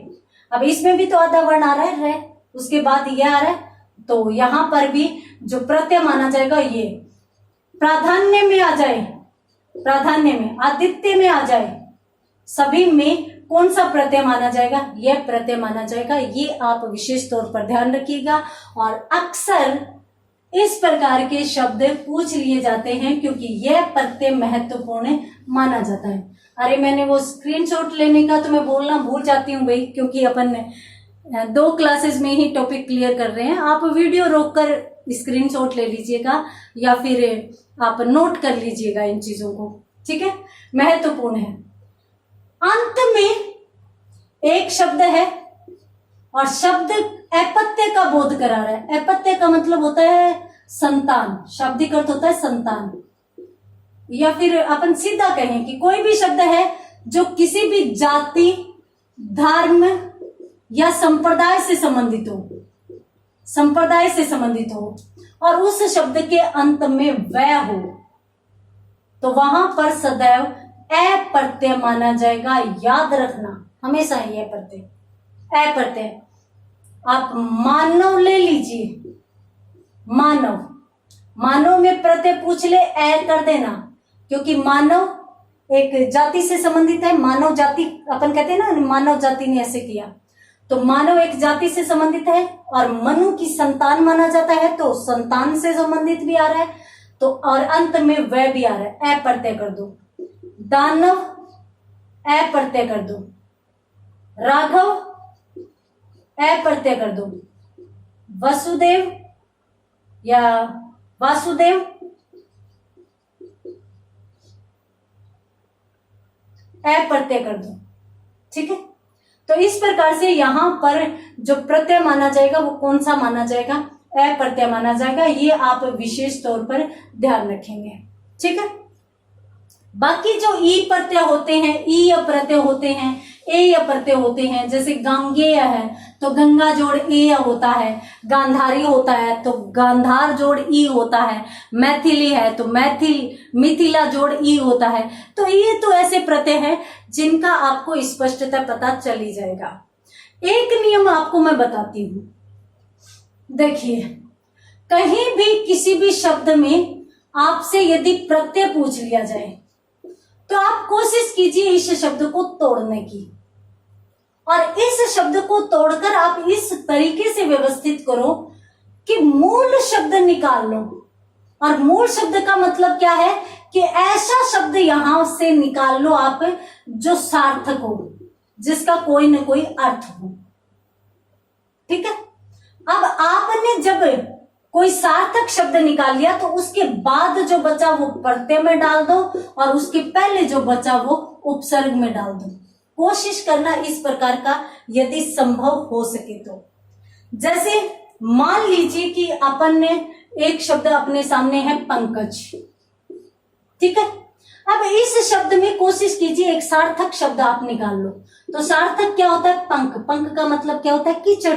तो जाहिर सी बात है बच गया क्या? जय। तो जय होता है प्रत्यय। अब आप यूं सोचते हो कि जय को भी प्रत्यय देखा ही नहीं, होता है जी। आप इस तरीके से पढ़िए। घृणास्पद शब्द है, घृणास्पद ये शब्द है। अब इसमें कोशिश कीजिए मूल शब्द निकालने की। तो घृणा एक भाव होता है, हम जानते हैं ये मूल शब्द है। बचा कौन? आस्पद बचा। आस्पद एक प्रत्यय होता है।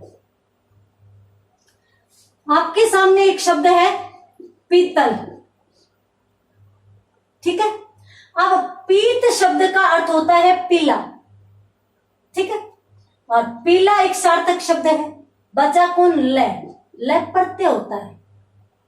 इस तरीके से यदि आप करने लग जाओगे तो कहीं भी किसी भी प्रकार की समस्या नहीं आएगी। चलिए और एक आसान सा शब्द बता देती हूं। शब्द है आपके सामने विशेषज्ञ, यानी विशेष शब्द तो अपनों ने देखा हुआ है। अब देखिए वी तो उपसर्ग होता है, शेष भी मूल शब्द होता है, ठीक है। तो यहां पर वी उपसर्ग है, शेष मूल शब्द है, ठीक है। अब शेष मूल शब्द के बाद बचा कौन? ज्ञ बचा। तो इसमें तीनों चीजें हैं, यहाँ पे उपसर्ग है ये, और उसके बाद ये मूल शब्द है, और ये क्या है? ये प्रत्यय है। वर्तमान में जो प्रश्न पूछे जा रहे हैं वो इस प्रकार के भी प्रश्न पूछे जा रहे हैं कि विशेषज्ञ शब्द की स्थिति प्रकट कीजिए। तो विशेषज्ञ शब्द में वी उपसर्ग, शेष मूल शब्द और ज्ञ प्रत्यय, इस प्रकार से भी प्रश्न पूछे जा रहे हैं। मुझे नहीं लगता आपके प्रश्न आएंगे, आपके इसी प्रकार के प्रश्न आएंगे कि भाई इसमें प्रत्यय बताइए। तो आप इस तरीके से प्रश्न करेंगे, सिर्फ और सिर्फ आपसे प्रत्यय अलग पूछा जाएगा, और इतने आसान प्रश्न आएंगे सामाजिक, राजनीतिक, ऐतिहासिक और इसके अलावा मानवीय। बताइए कौन सा अलग है? तो बाकी सब में तो एक प्रत्यय है, मानवीय में ई प्रत्यय है, तो वो अलग हो जाएगा। तो आसान से प्रश्न आने वाले हैं, चिंता मत कीजिए, फ्री होकर जाइएगा। जितने फ्री रहकर एग्जाम देंगे उतनी एग्जाम अच्छी होने वाली है, ठीक है। तो इस प्रकार के प्रश्न यहाँ पर पूछे जा सकते हैं, और यहाँ पर प्रत्यय में इसी प्रकार के प्रश्न आ सकते हैं। ज्यादा टेंशन लेने की जरूरत अपने को नहीं है। क्लियर? देखिए अपनों ने वर्ण विचार का सामान्य अध्ययन कर लिया, शब्द विचार देख लिया, संधि समास, उपसर्ग, प्रत्यय, यहां पर अपनों ने देख लिया। तत्सम, तद्भव, देशज, विदेशज भी देख लिए। देखिए उसके बाद अपन बात करते हैं शब्द शुद्धि की। तो यहां पर मैं आपको बता देती हूं कि देखिए कुछ शब्द ऐसे हैं जो अक्सर पूछे जाते हैं शब्द शुद्धि में, और मैं यहां पर आपको शुद्ध शब्द ही लिख कर बताऊंगी, अशुद्ध नहीं लिखूंगी, ठीक है। तो एक तो अहल्या, जिसको अक्सर अहिल्या बोलते हैं, और ये शब्द अपना गलत हो जाता है। दुर्वस्था, अपन दुरावस्था कर जाते हैं, जबकि दुर्वस्था शुद्ध माना जाता है। गत्यावरोध, गत्यावरोध जो शब्द है वो गत्यावरोध अपन कर जाते हैं, जबकि गत्यावरोध शुद्ध माना जाता है। द्वारका शब्द शुद्ध होता है, न कि द्वारिका शब्द शुद्ध होता है, ठीक है। अगर अपन शमशान की बात करें तो शमशान शब्द शुद्ध होता है, शय पूरा नहीं आता इसमें, तो ये चीज आप ध्यान रखेंगे। उसके बाद हाँ, भगीरथ शुद्ध होता है, भगीरथ, परंतु यदि ई प्रत्यय जोड़ दिया तो भागीरथी शब्द बन जाएगा। तो भगीरथ और भागीरथी दोनों शब्द शुद्ध माने जाते हैं। अक्सर अपन भगीरथ न करके भागीरथ कर देते हैं, भागीरथ शब्द अशुद्ध होता है, वो चीज आप विशेष तौर से ध्यान रखेंगे। इसके साथ साथ युधिष्ठिर शब्द मैंने बता दिया, ये भी महत्वपूर्ण है। और इसके साथ अपन प्रज्वलित शब्द की बात करें तो ये शब्द भी महत्वपूर्ण है, इस प्रकार से लिखा जाता है, ये चीज आप ध्यान रखिएगा। इसके साथ साथ कुछ ऐसे शब्द है जो रिजर्व है, जैसे आशीर्वाद हो गया, चिन्ह हो गया, युधिष्ठिर हो गया, पुनरवलोकन हो गया, ये सारे के सारे शब्द है वो महत्वपूर्ण माने जाते हैं। कहीं ना कहीं उज्जवल हो गया, ये शब्द घूम फिरकर और एग्जाम में किसी न किसी में पूछ ही लिए जाते हैं। हाँ, एक अत्यंत महत्वपूर्ण शब्द और देख लेते हैं, अतिशयोक्ति। अक्सर अपन क्या कर देते हैं, यहाँ पर अतिशय आधा कर देते हैं, जबकि यहाँ पर अतिशय जोड़ उक्ति का अतिशयोक्ति शब्द आता है। एक शब्द महत्वपूर्ण अंतर्धान। अपन अंतर्ध्यान बोलते हैं तो अंतर्ध्यान ही शुद्ध मानते हैं, जबकि अंतर्धान शुद्ध होता है। उच्छृंखल मैंने बता दिया। एक और महत्वपूर्ण प्रश्न है, शब्द मिष्टान शुद्ध माना जाता है न कि मिष्ठान। हाँ, हालांकि मिठाई शुद्ध होता है, परंतु मिष्ट जोड़ अन्न मिष्टान होता है शुद्ध, जबकि विडंबना की बात यह है कि मिठाई की दुकानों पर भी मिष्ठान भंडारी लिखा होता है, मिष्ठान नहीं होता, मिष्टान आजकल प्रचलन में है। ये शब्द अक्सर पूछ लिया जाता है। इसी के साथ यदि उपलक्ष्य शब्द की बात करें तो उपलक्ष्य शब्द जो है वो महत्वपूर्ण माना जाता है, न कि उपलक्ष्य माना जाता है। अक्सर अपन कह देते हैं कि इस उपलक्ष्य में। हाँ, एक शब्द चहार दीवारी, चहार दीवारी शब्द शुद्ध माना जाता है, इसको भी आप नोट कर लीजिए। उसके बाद यदि अपन और शब्दों की बात करें, हालांकि बहुत से शब्द हैं, परंतु मैं जो बहुत ज्यादा महत्वपूर्ण है आप पढ़ भी चुके होंगे, बहुत ज्यादा जो महत्वपूर्ण है उन्हीं को मैं देख रही हूं। एक शब्द है शुश्रूषा, रोगी की सेवा शुश्रूषा, तो इसलिए ये शब्द अक्सर पूछ लिया जाता है। देखिए, क्षमस्रु और शुश्रूषा ये शब्द भी महत्वपूर्ण है, आप यहां पर इसको भी ध्यान में रखिए। कैलाश, कैलाश में स आता है न कि श आता है, तो आप इसको भी ध्यान में रखेंगे। हाँ, आशीर्वाद आ ही जाएगा, आशीर्वाद आप ध्यान रखेंगे। यहां पर वह पर रह होता है, अक्सर अपन यहां पर रह लगा देते हैं, ये यहां पर गलत माना जाएगा। उसके बाद हाँ, कुछ शब्द ऐसे होते हैं अनुग्रहित, अनुग्रहित शब्द। अब देखिए, अनुग्रह शुद्ध माना जाता है तो अपन अनुग्रहित ही कर देते हैं, परंतु अनुग्रहित यहां पर री स्वर आता है, ये शुद्ध माना जाता है। उसी प्रकार से गृहिणी, गृहिणी शब्द शुद्ध माना जाता है। उसके बाद यदि अपन देखें वृत्ति, ये तो कोई महत्वपूर्ण नहीं है। और अपन यदि देखें तो उज्जवल आपको बता ही दिया मैंने, ये कोई बात नहीं है। हाँ, एक शब्द निरपराध शब्द, निरपराधी शब्द नहीं होता, निरपराध शब्द महत्वपूर्ण माना जाता है, तो इसका स्क्रीनशॉट ले लीजिए आप। उसके बाद मैं कुछ और शब्दों के बारे में भी आपसे बात करूंगी। ये शब्द यहाँ पर महत्वपूर्ण है, जो अत्यंत महत्वपूर्ण है वही मैं करवा रही हूं। इसके अलावा यदि आपको समय मिले तो कुछ और भी शब्द देखकर जाइएगा। हाँ, कवयित्री, आरपीएससी में रिजर्व वर्ड, कवयित्री शब्द शुद्ध माना जाता है, तो ये भी आप ध्यान में रखेंगे। इसके साथ साथ प्रियदर्शिनी, हालांकि प्रदर्शन और प्रदर्शनी शुद्ध माना जाता है, परंतु प्रियदर्शिनी शुद्ध माना जाता है, तो इसलिए यहां पर अपन कंफ्यूज हो सकते हैं। इसके साथ साथ एक शब्द वाल्मीकि, किस प्रकार से लिखा जाता है? इस प्रकार से लिखा जाता है, इसको भी आप ध्यान में रखेंगे। हाँ, रचयिता, ये शब्द भी महत्वपूर्ण माना जाता है। रचयिता, रचना करने वाला कौन होता है? रचयिता। अब दो और भी अधिक महत्वपूर्ण है। त्योहार, अक्सर अपन यहाँ पर तो दो मात्रा लगा देते हैं और यहाँ बिंदु लगा देते हैं, कुछ नहीं आता, सीधा का सीधा त्योहार आता है। और इसी के साथ न्योछावर जो शब्द है उसमें भी अपन गलती क्या करते हैं, अपन आधा च लगा देते हैं, जबकि न्योछावर शब्द है वो इसी प्रकार से सीधा का सीधा सही माना जाता है। तो इन दोनों शब्दों को, त्योहार को तो विशेष तौर पर देखेंगे, हालांकि मैंने सारे के सारे महत्वपूर्ण शब्द ही बताए हैं। हाँ, उसके बाद नुपुर शब्द एक बार पूछा गया था। नुपुर शब्द की यदि बात करें तो दोनों ही छोटी मात्राएं इसमें आती हैं, नुपुर शब्द। उसके बाद हाँ, मुहूर्त यदि पूछ ले तो मुहूर्त शब्द इस प्रकार से लिखा जाता है, मैं पे छोटा ऊ परंतु है पे बड़ा ऊ लिखा जाता है। उसके बाद यदि हाँ, एक शब्द अभयारण्य, ये शब्द महत्वपूर्ण है। इसमें अपन आधा भय कर देते हैं, जबकि भय बना है तो भय में हमेशा भय पूरा आता है, तो भय से ही बना है भय अरण्य। इस प्रकार से इस शब्द की सृष्टि हुई है। का उपसर्ग हो गया भय और अरण्य। अरण्य का मतलब होता है जंगल। बिना किसी भय के जंगल में विचरण करने वाले जो पशु होते हैं उनको कहते हैं कि अभयारण्य में वो रहते हैं।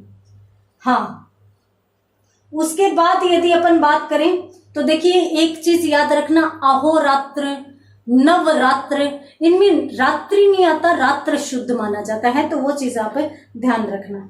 उसके बाद यदि अपन अक्षौहिणी मैंने शब्द बताई दिया आपको। उसके बाद यदि और शब्दों की बात करें तो हाँ, कई शब्द शुद्ध माना जाता है। कई नहीं माना जाता, कई शब्द शुद्ध माना जाता है।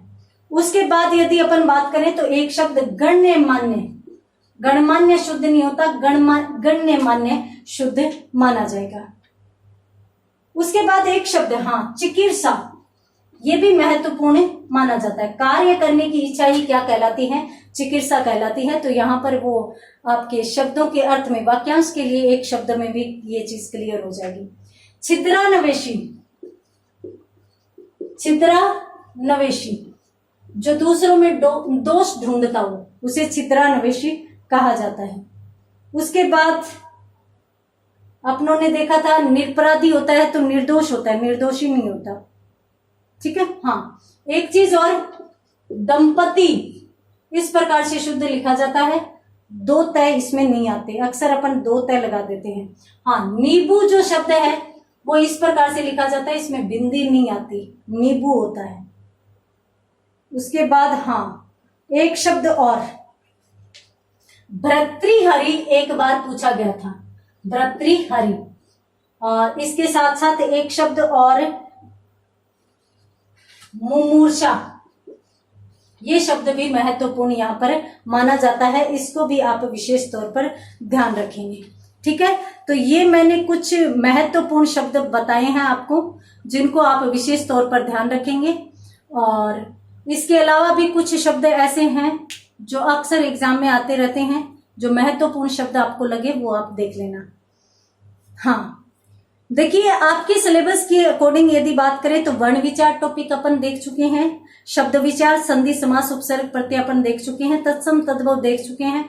एक चीज याद रखना, तत्सम तद्भव की मैंने पहचान बता दी है, फिर भी आप एक बार उनकी प्रैक्टिस कर लेना। और देशज शब्द जितने भी आए, एक बार पीछे ही ग्रेड की एग्जाम में बाप पूछ लिया गया था कि बाप कौन सी भाषा का शब्द है, तो वो देशज शब्द था। तो देशज शब्द आजकल पूछे जा रहे हैं, उनको भी आप देख लीजिएगा। शब्द युग्म, विलोम शब्द, ये पढ़ने वाले हैं। शब्द युग्म में जो दो एक जैसे शब्द होते हैं उनके अर्थ बदल जाते हैं, उस प्रकार के विलोम अपन जानते हैं। पर्यायवाची, समानार्थक, अनेकार्थक, शब्द शुद्धि मैंने करवा दी है। तो शब्द जो है वो पढ़ने वाले बच्चे हैं। कैसे करेंगे, कैसे पढ़ाई करेंगे, उन शब्दों की कैसे तैयार करेंगे? पेंसिल जानते हो, जिसे आप कच्ची पेंसिल लेते हैं, कोई भी एक बुक उठाइए, ज्यादा भागने की जरूरत नहीं है, कोई भी एक बुक उठाइए, पेंसिल लीजिए हाथ में, एक बार उन सभी शब्दों को पढ़िए, चाहे आप पर्यायवाची लेकर बैठ रहे हैं, विलोम लेकर बैठ रहे हैं, कोई भी लेकर बैठ रहे हैं। उनमें जो नहीं आ रहा है, जो नया शब्द लग रहा है, उनको आप अंडरलाइन करते जाइए या उनको पॉइंट आउट करते जाइए। एक बार पढ़ दीजिए, फिर दूसरी बार आप देखिए कि आपको जो नहीं आ रहे थे उनमें से आपको कितने याद आ रहे। 2 दिन आप अच्छे से पढ़िए, और 2 दिनों में पहले दिन तो आप 2 बार पढ़िए उनको, दूसरे दिन 1 ही बार पढ़िए, बाकी भगवान भरोसे छोड़ दीजिए। यदि आप इतना सा पढ़ेंगे और दिमाग खुला रखेंगे तो वो चीजें यदि आपने पढ़ी है ध्यान से तो पेपर में देखते ही आपको याद आ जाएगी। वैसे भी विकल्पात्मक प्रश्न आते हैं। तो कल आप कोशिश कीजिए, 2 बार पढ़ेंगे, पेंसिल लेकर बैठेंगे, एक बार में जो नहीं आ रहे उनको आप दोबारा विशेष तौर पर देख लेंगे, फिर परसों सभी को एक बार फिर देखेंगे। इस तरीके से आपको पढ़ना है। वाक्य शुद्धि की यदि बात करें तो वाक्य में संज्ञा संबंधी अशुद्धि आ सकती है, क्रिया संबंधी अशुद्धि आ सकती है, लिंग संबंधी अशुद्धि आ सकती है, किसी भी पद संबंधी अशुद्धि आ सकती है। आपको ये नहीं पूछा जाएगा कि इस वाक्य में कौन सी अशुद्धि है। आपको अक्सर जो प्रश्न पीटीटी के एग्जाम में आते हैं वो इस प्रकार के आते हैं, 4 वाक्य दे दिए और कि इनमें से अशुद्ध वाक्य कौन सा है, या 4 वाक्य दे दिए उनमें से पूछ लिया कि शुद्ध वाक्य कौन सा है। इस प्रकार के प्रश्न आएंगे। और पारिभाषिक शब्दावली की यदि अपन बात करें तो हर एक अपनी क्लास जो आती है डेली सुबह 8 बजे, उसमें पारिभाषिक शब्दावली के 2-2 शब्द हर क्लास में दिए गए हैं। आपने किए होंगे तो बहुत अच्छी बात है, आप परेशान नहीं होना पड़ेगा। और अगर आपने वहां पे नहीं किए तो ये पॉइंट आप छोड़ दीजिए, ये टॉपिक छोड़ दीजिए, क्योंकि इस टॉपिक को प्रशासनिक कार्य हेतु वाक्यांश, अभिव्यक्ति और ये जो अंत वाले 2 टॉपिक है ना, ये छोड़ दीजिए। इनके पीछे भागने से अच्छा आप अन्य टॉपिक को तैयार कर लीजिए। 1 या 2 प्रश्न आने वाले हैं, अब आप यदि इनको देखेंगे तो वो याद नहीं होने वाले, क्योंकि अपन हिंदी से जुड़े हुए हैं, अपने को इंग्लिश वैसे भी कम आती है। तो आप यहाँ पर ऐसे कोशिश कीजिए कि इन टॉपिक की जो मेहनत है, पारिभाषिक शब्दावली की जो मेहनत है, वो अदर कहीं पर लगाएं। अदर कहीं पर यानी पर्यायवाची विलोम देख लीजिए। पर्यायवाची सीमित से टॉपिक होते हैं, सीमित से शब्द होते हैं जो महत्वपूर्ण होते हैं, जिनसे संबंधित प्रश्न आ सकते हैं। तो आप इसका भी स्क्रीनशॉट ले लीजिए।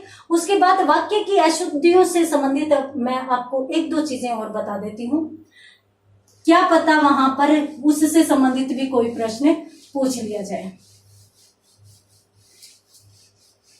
देखिए, वाक्य की अशुद्धि में यदि अपन बात करें,